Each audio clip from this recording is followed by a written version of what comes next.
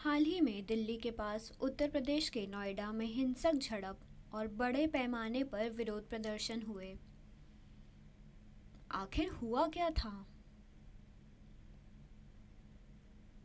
नोएडा के औद्योगिक क्षेत्रों जैसे सेक्टर 62, फेज 2, सेक्टर 63 में कारखानों के मजदूर लगभग 13,000 रुपये प्रतिमाह कमा रहे थे।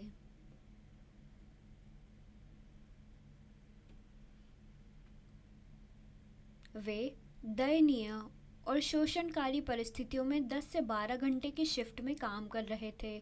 उन्हें उचित ओवरटाइम वेतन नहीं दिया गया, या तो कम भुगतान किया गया या बिल्कुल भी भुगतान नहीं किया गया और उन्हें कोई छुट्टी नहीं दी गई। वे प्रतिदिन काम करते जा रहे थे, इस कठिन परिस्थितियों को सहन करते हुए।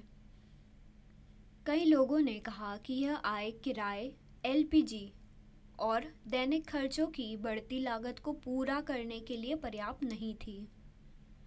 उनकी मांगों को अक्सर नज़रअंदाज कर दिया जाता था और वे लगातार कठिनाइयों का सामना करते रहे।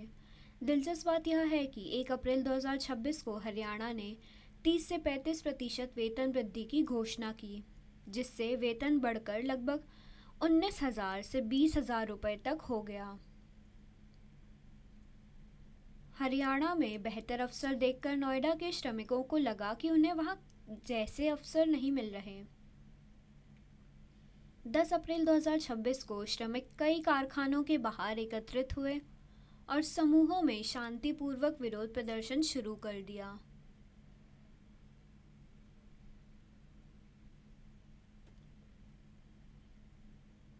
हालांकि भीड़ को उकसाया गया, जिससे बाद में 40,000 से अधिक लोगों के बीच हिंसक झड़प हुई। उन्होंने वेतन वृद्धि, छुट्टियों और उचित ओवरटाइम भुगतान की मांग की, जिसके लिए उन्होंने शांतिपूर्वक विरोध प्रदर्शन शुरू किया।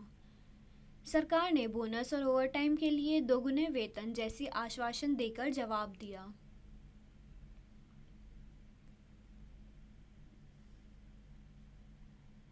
लेकिन कई श्रमिकों को इन वादों पर भरोसा नहीं था और उन्होंने विरोध प्रदर्शन जारी रखा और अपनी मांगों पर अड़े रहे।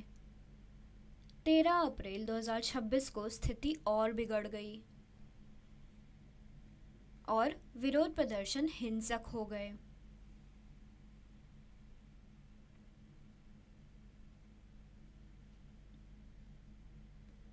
पहला, कारों और वाहनों में आग लगा दी गई। कारखानों में तोड़फोड़ की गई, पत्थर फेंके गए और लोगों के बीच झगड़े हुए। तीसरा, इमारतों और कारखानों में मौजूद लोगों ने विरोध प्रदर्शन के दौरान पुलिस पर पत्थर फेंके। चौथा, घटना को कवर कर रही एक महिला पत्रकार पर कथित तौर पर हमला किया गया और उसकी पिटाई की गई। कई कारखानों के बीच जब गुस्साई भीड़ पहुंची तो लोग अंदर काम कर रहे थे। भीड़ ने चारदीवारी पर लगी कांटेदार फेंस को काट दिया और पत्थर फेंकना शुरू कर दिया। अंदर मौजूद कर्मचारी डर गए, उन्होंने दरवाजे बंद कर दिए, बत्तियां बुझा दी और छिप गए। हालात बेहद हिंसक हो गए, लाठियों से तोड़फोड़ की गई। पुलिस तुरंत मौके पर पहुंच गई, लेकिन स्थिति पर काबू पाना मुश्किल था। 5 से अधिक पुलिसकर्मी घायल हो गए। भीड़ में अफरा तफरी मच गई। पुलिस ने भीड़ को नियंत्रित करने के लिए आंसू गैस का इस्तेमाल किया। हिंसक प्रदर्शनों में शामिल लगभग 50 से 60 लोगों को हिरासत में लिया गया और कई लोगों के खिलाफ एफआईआर दर्ज की गई। घटना के सूत्रधारों की पहचान करने के लिए सीसीटीवी फुटेज की समीक्षा की जा रही है, जांच जारी है। पुलिस ने यह भी कहा कि सोशल मीडिया पर फर्जी खबरें फैलाई जा रही हैं, जिससे और अधिक अशांति और भ्रम की स्थिति पैदा हो रही है। लोग एआई का दुरुपयोग करके वास्तविक जानकारी को बदल बदल कर व्हाट्सएप पर फैला रहे हैं, जिससे हिंसा बढ़ रही है।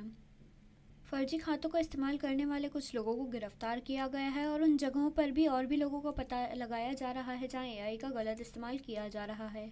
हिंसा को कम करने के लिए अधिकारी स्थिति पर कड़ी निगरानी रख रहे हैं। यह आसान नहीं था, लेकिन खतरनाक था। पुलिस को हिंसा के पीछे पाकिस्तान से संभावित संबंधों या यहाँ तक कि पूर्वोत्तर के नक्सली प्रभाव की भी आशंका है। हालांकि इसकी अभी भी जांच चल रही है।